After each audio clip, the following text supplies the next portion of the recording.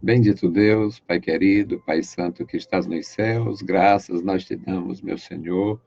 Estamos em tua santa presença, agradecidos por mais um dia que tu nos concede. Obrigado pelo teu amor, pelo teu perdão.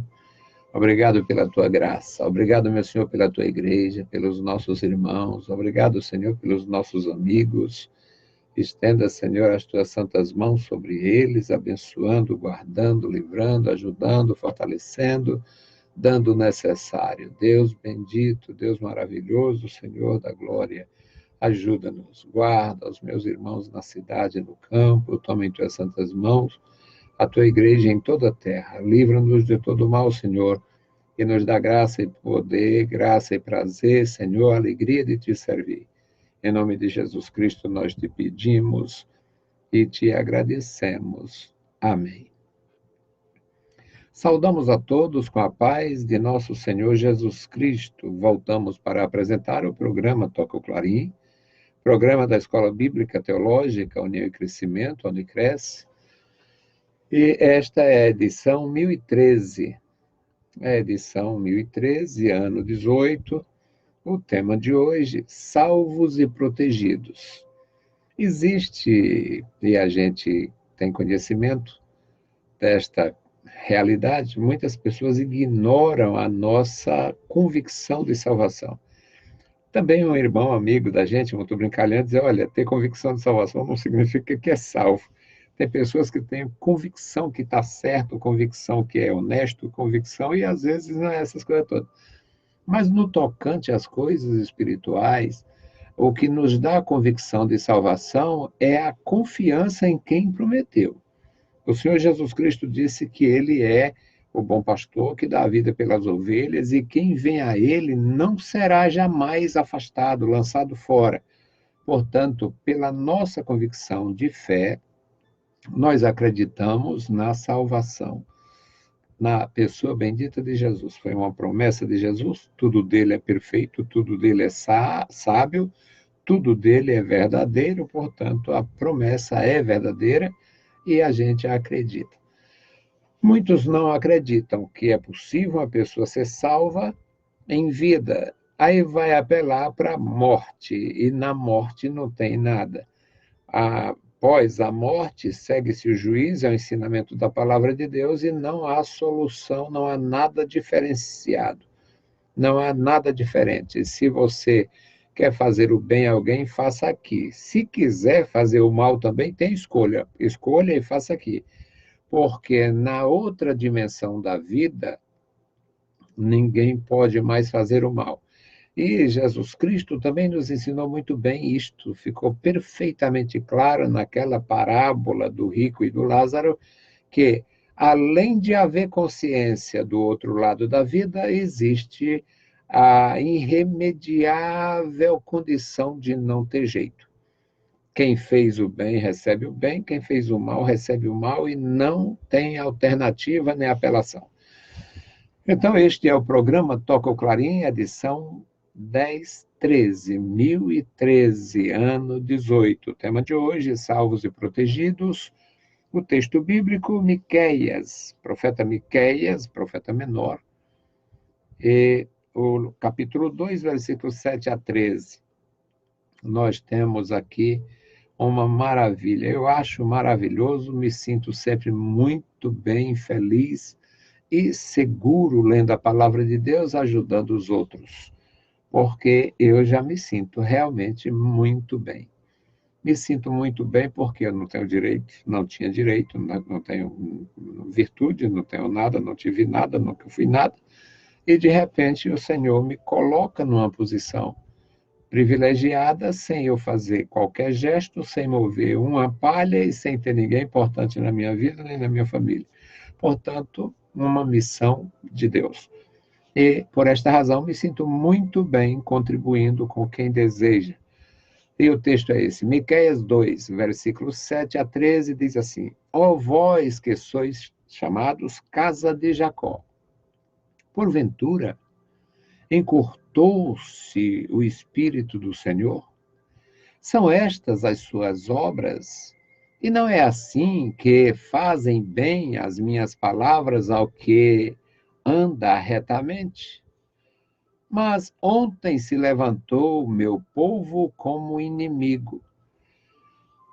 De sobre a vestidura tirastes a capa daqueles que passavam seguros, como homens que voltavam da guerra. Lançastes fora as mulheres do meu povo, da casa das suas delícias. Das suas crianças tirastes para sempre a minha glória. Levantai-vos e ide-vos, porque este não é o lugar do descanso, por causa da imundície que traz destruição, sim, destruição enorme. Se houver alguém que ande com o espírito de falsidade, mentir, dizendo: eu te profetizarei sob o efeito do vinho e da bebida forte. Esse tal será o profeta deste povo. Certamente te ajuntarei todo, ó Jacó. Certamente congregarei o restante de Israel e pô-los-ei juntos, como ovelhas de Bosra, como rebanho no meio do seu pasto.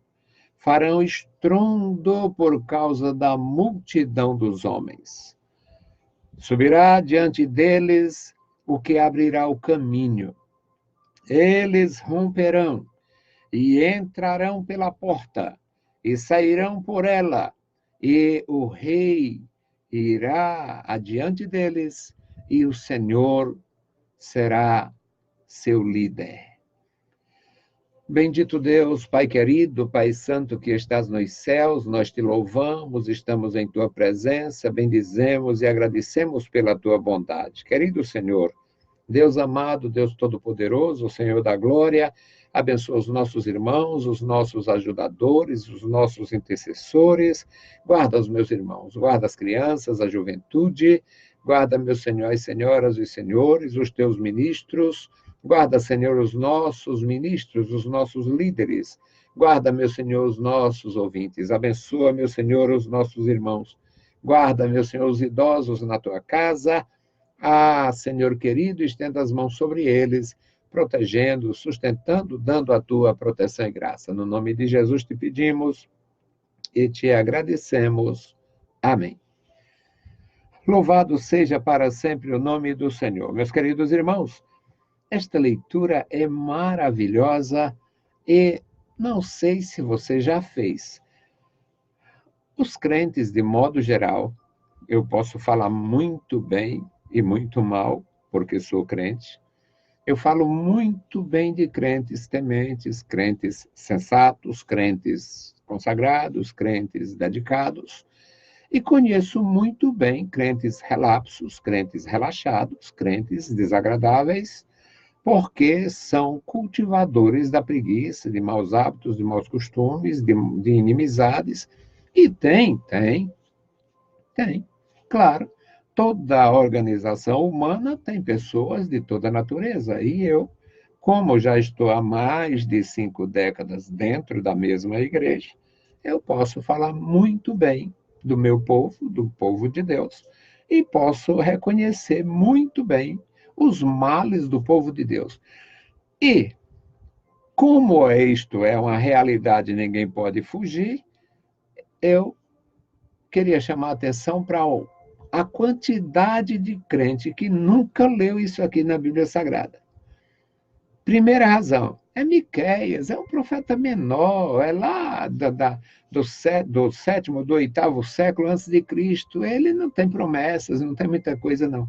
É um profeta simples, é um profeta menor, é o Miqueias. Não tem nada agradável, nada atrativo no livro do Miqueias. Diferente de outros profetas, que têm muitas profecias, muitas poesias, muitos milagres. Aqui não tem, é a mensagem de Deus, mas não é essa coisa tão atrativa. Então, para os incautos, Miqueias não é uma atração. Por ser um livro pequeno, por ser um profeta menor e por não ter uma mensagem muito clara. Para quem tem a graça de entender e tem o prazer de divulgar, Miqueias é um profeta especial. maravilhosamente sacro, maravilhosamente útil dentro do contexto da economia divina, no contexto das Escrituras. E esta leitura que fizemos, ele começa falando, neste versículo 7, de uma forma que a gente não é fácil entender, mas dá para perceber. Ó vós que sois chamados casa de Jacó.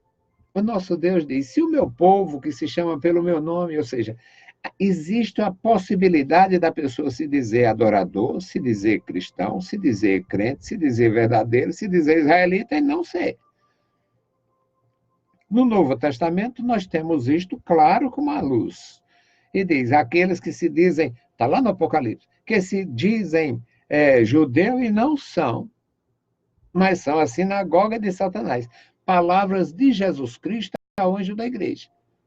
Eu vou te livrar da perseguição, do sofrimento, da perturbação promovida por aqueles que se dizem judeu e não são. Pelo contrário, são servos do diabo, sinagoga de Satanás. Na palavra de Deus, nas palavras de Jesus. Então o profeta diz: ó vós que sois chamados casa de Jacó, porventura o Espírito de Deus mudou? Encurtou-se, diminuiu o alcance, mudar. Ó vós que sois chamados casa de Jacó, porventura o Espírito de Deus mudou? Porventura o Espírito de Deus deixou de conhecer em profundidade o coração do ser humano? São estas as suas obras? O Espírito de Deus muda? Deixa para lá? Aprova, reprova, faz... Não. E não é assim que fazem bem as minhas palavras ao que anda retamente? Ou seja, se andar retamente, isso parece difícil este versículo 7. Alguém que anda retamente em comunhão com Deus, em paz com Deus, cultivando a paz e o amor entre os irmãos, paz com o próximo, esta pessoa não tem a menor possibilidade de não ser feliz, ouvindo a palavra de Deus, lendo a palavra de Deus, recebendo a palavra de Deus. Não existe a menor condição da palavra de Deus fazer mal a esta pessoa. Não é assim que fazem bem as minhas palavras ao que anda retamente? Esta é a verdade absoluta. Se andar retamente com Deus, se andar em comunhão com Deus, a palavra faz muito bem, fará muito bem, porque orienta, conforta, exorta, alimenta, é algo maravilhoso. No versículo 8, aí o profeta denuncia. É por isso que as pessoas não leem Miqueias. Versículo 8. Mas ontem levantou-se o meu povo como inimigo. É uma denúncia do Espírito de Deus, através do profeta, a uma geração que queria mudar os parâmetros, mudar a verdade, mudar os marcos antigos, mudar as realidades. Mas ontem se levantou o meu povo como inimigo. Começou a fazer injustiça, começou a fazer maldade, começou a ignorar o conselho da palavra. Aí outra expressão bem enigmática, mas eu quero traduzir para você. De sobre a vestidura tirastes a capa daqueles que passavam seguros. Ou seja, começou a haver violência, maldade, corrupção, ingratidão, começou a haver perversidade. Onde deveria haver justiça e verdade, começou a haver maldade e perversidade. Maldade e perversidade. Onde deveria estar a verdade, onde deveria estar acontecendo só as maravilhas do Senhor, começou a haver maldade, porque passaram a explorar os necessitados, começaram a desprezar os necessitados, os órfãos e as viúvas, começaram a perseguir o estrangeiro, o andarilho, o forasteiro. E o profeta usa de uma linguagem bem ácida. De sobre a vestidura tiraste a capa daqueles que passavam seguro. Ou seja, eles achavam pouco fazer injustiça, começaram a criar um mal ao ponto de deixar as pessoas desnudas. Isso é injustiça social, a gente pode assegurar. Como homens que voltavam da guerra. Os homens que voltavam da guerra, em qualquer situação de guerra, existia uma situação chamada de despojo. Os homens, os guerreiros, os soldados, os exércitos, fazendo uma guerra. Matar na guerra, infelizmente, é legítimo pelos que fazem a guerra. E dentro dessa legitimidade da guerra, o saque a quem já sofreu, o sujeito sofreu a invasão, então ele perde o que ele tinha. O sujeito perdeu a guerra e perde o que ele tinha nas mãos, chamados despojos. E aqui o profeta denuncia, diz, de sobre a vestidura tiraste a capa daqueles que passavam seguro, como homens que voltam da guerra, que voltavam da guerra, ou seja, tirou despojo. Na guerra é legítimo, apesar, pode não ser certo, mas é legal, é legítimo. Quem perde a guerra, perde o que tem. Principalmente nos moldes da antiguidade. Agora, aqui era injustiça. Eles não estavam em guerra, estavam despojando os órfãos, as viúvas, os necessitados.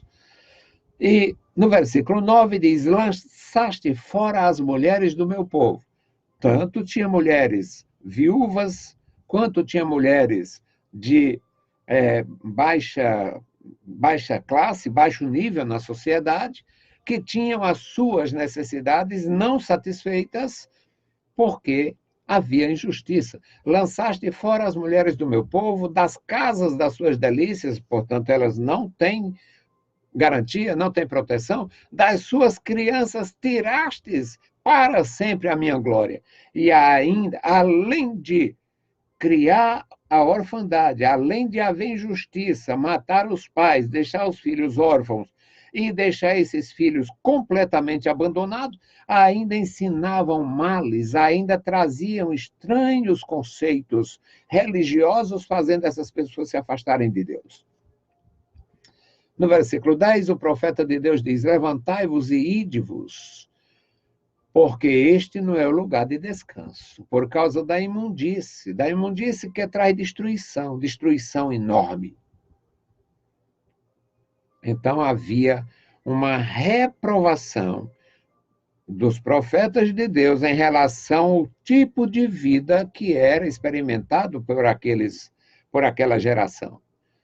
No versículo 11 ele diz: se houver alguém que andando com espírito de falsidade, mentir, dizendo eu te profetizarei, sob o efeito de vinho e da bebida forte, esse tal será o profeta deste povo. Eles haviam desprezado a simplicidade de Deus, a veracidade de Deus, e eles queriam ouvir palavras. Não é mera coincidência com o que está ouvindo hoje. Eu, no meu trabalho de rádio, recebo ligações de mulheres que eu não sei nem quem é, falando de suas particularidades, seus problemas com seus esposos. Recebo ligações de pessoas falando contra suas denominações, falando contra situações. Sujeito me pedindo conselho. Por que vou pedir conselho a quem eu não conheço? Só porque o sujeito apresenta um programa, porque quer estar numa emissora? Aqui é necessário andar com Deus. Pessoas que chegam a aborrecer. Eu não faço questão, às vezes, de receber ligações. Tem uma palavra para mim? Eu não consigo esconder que sou rude. E eu disse: tenho a palavra de Deus para você. Sim, mas Eu quero é remoído, eu quero é ruminado, eu quero é mastigadinho. Isso é uma tragédia. Então o profeta de Deus diz: se aparecer alguém mentindo aqui,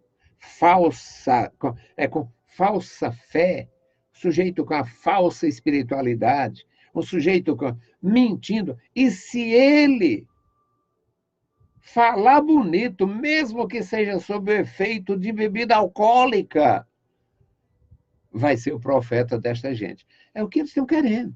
Eles estão querendo coisas deles, eles querem coisas deles, querem coisas que lhe agradem.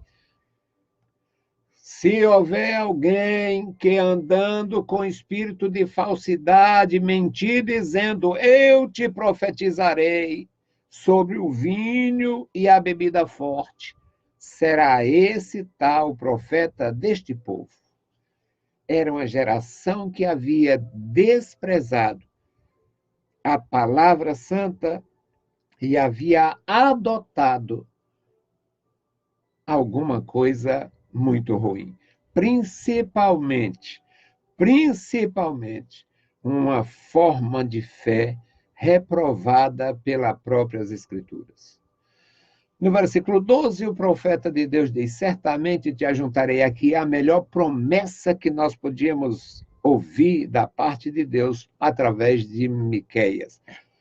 Certamente te ajuntarei todo, ó Jacó. Isto vai mudar. Vai mudar porque o Espírito de Deus não mudou, vai mudar porque a verdade não mudou, vai mudar porque Deus não mudou, e vai mudar porque esta geração não é eterna. Esta geração sai, estes perversos morrem, estes líderes perecem, e Deus continua no seu lugar santo. Certamente te ajuntarei todo, ó Jacó, certamente congregarei o restante de Israel, e os colocarei juntos, como ovelhas de Bosra. Bosra era uma região excelente para a criação. E aqueles rebanhos cresciam ali, e rebanhos escolhidos, todos branquinhos, porque a lã branquinha tinha alto valor comercial, todos branquinhos, e Deus está dizendo: o seu povo, reunido, purificado, assistido, amparado, seria como um rebanho de ovelhas em Bosra. Como rebanho no meio do seu pasto, farão estrondo por causa da multidão dos homens. Não fica a menor dúvida que Deus está falando do seu povo. Seria tão glorioso o fim deste povo, será tão glorioso o resultado, que haveria de assustar o estrondo do rebanho passando. Haverá estrondo, farão estrondo por causa da multidão dos homens. E agora a excelência da promessa no versículo 13, último. Subirá diante deles o que abrirá o caminho. Ou seja, eles terão um pastor verdadeiro. Subirá diante deles o que abrirá o caminho. Eles romperão. Alguém vai guiando, alguém vai orientando, o Espírito de Deus orientando, e eles avançando. Entrarão pela porta, sairão por ela, e o rei. Não tem nada mais claro, portanto, não deixe de ler Miqueias, não deixe de ler as profecias. E o rei irá diante deles, e o Senhor será o seu líder. A versão antiga diz: e o Senhor estará à testa deles, ou seja, como guia. Louvado seja Deus. Você quer ler algo parecido?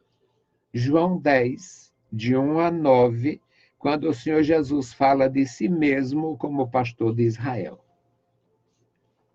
João 10, de 1 a 9, o Senhor Jesus falando sobre, na verdade vos digo, João 10, 1, na verdade vos digo que aquele que não entra pela porta no curral das ovelhas, mas sobe por outra parte, é ladrão, é salteador.